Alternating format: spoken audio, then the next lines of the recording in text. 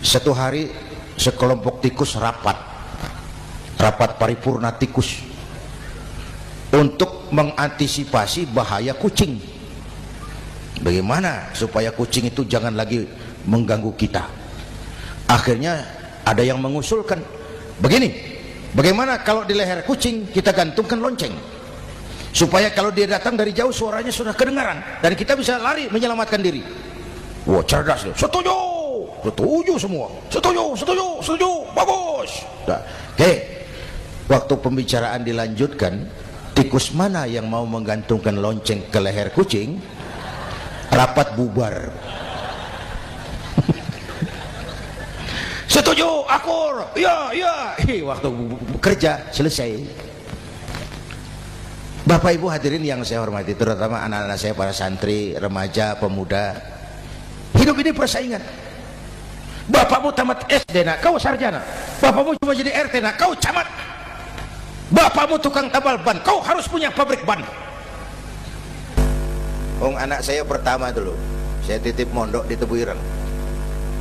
Tahun pertama pulang saya kontrol, sini kau, apa hasilmu setahun di pesantren? Dia sodorkan saya sebuah piagam penghargaan juara lomba pidato di pondoknya. Saya heran, ini anak di rumah jarang ngomong, kok bisa jadi juara pidato?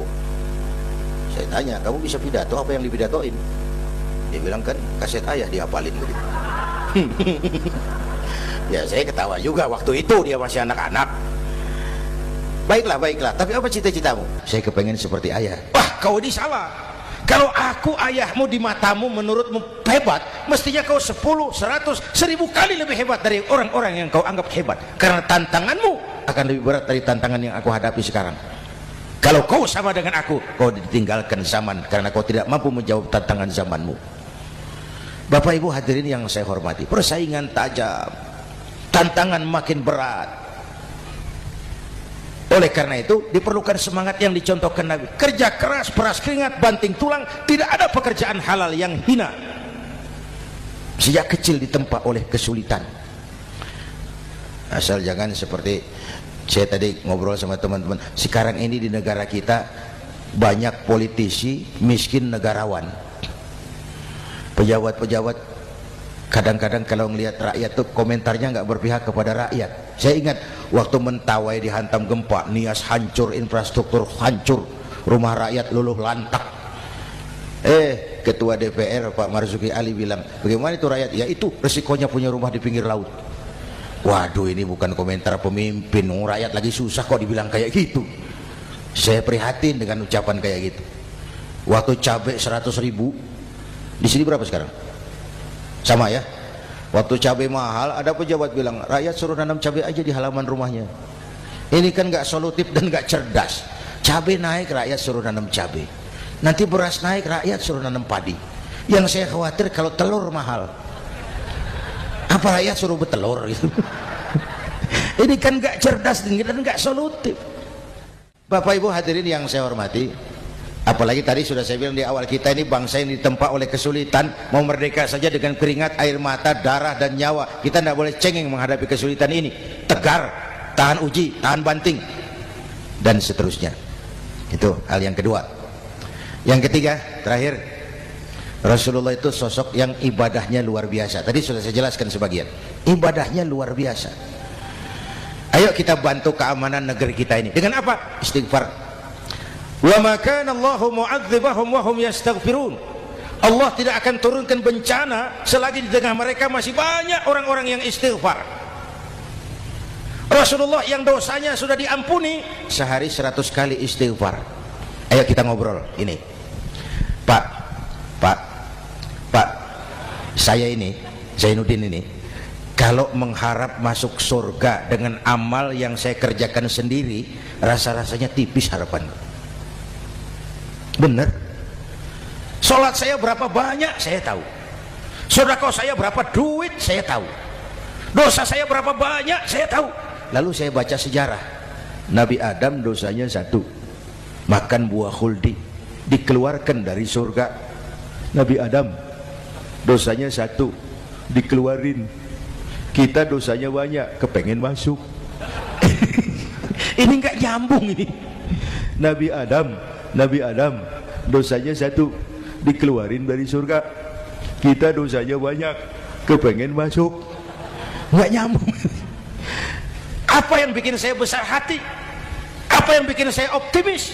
Ada dua, Pak.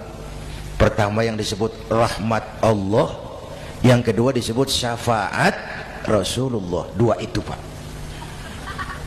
Oh, kalau kita ini insya Allah nanti sampai ke surga, amin, amin. Kalau kita ini sampai ke surga, Pak, saya jamin itu bukan karena amal kita, itu karena rahmatnya Allah. Ndaklah seberapa banyak sih amalan kita mau menggapai surga. Kalau bukan karena rahmatnya Allah, sulit sampai ke sana.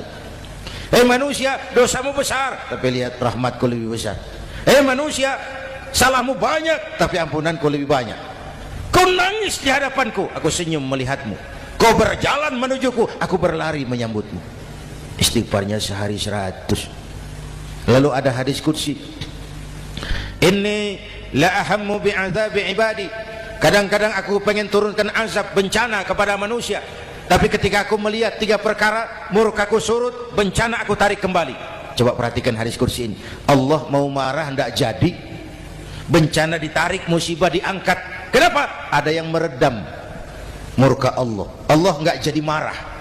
Siapa? Pertama, suyukhan rukka. Aku lihat orang-orang tua tengah malam sujud sambil berlinang air mata, nangis di hadapan Allah. Itu kita hutang jasa loh, Pak, sama orang-orang yang tengah malam sujud nangis di hadapan Allah. Lihat yang begitu Allah tidak jadi marah tuh. Saya tahu nih bapak-bapak nih, ibu-ibu kan suaminya sering bangun tengah malam ya, Bu, kencing. Bikin bingung malaikat. Sudah mau ditulis tahajud, kencing doang. Kata malaikat, sialan, hampir salah tulis.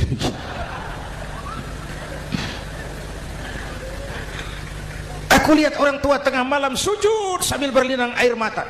Lalu aku lihat bayi-bayi tanpa dosa masih menyusu, sibyanan rudda.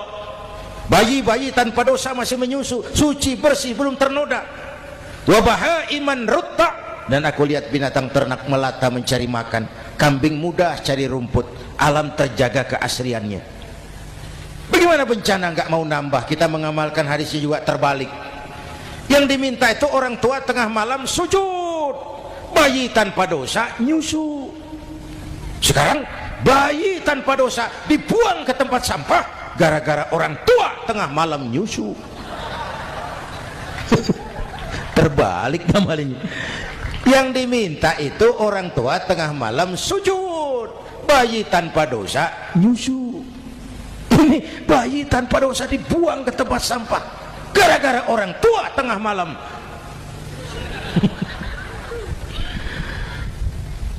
Bapak Ibu hadirin yang saya hormati, rahmat Allah kita perlu. Yang kedua, syafaat Rasulullah. Mari saya cerita syafaat sedikit.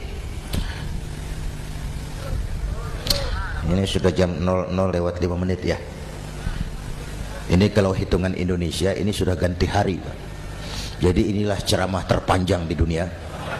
Bayangkan saya pidato dari hari Selasa sampai hari Rabu.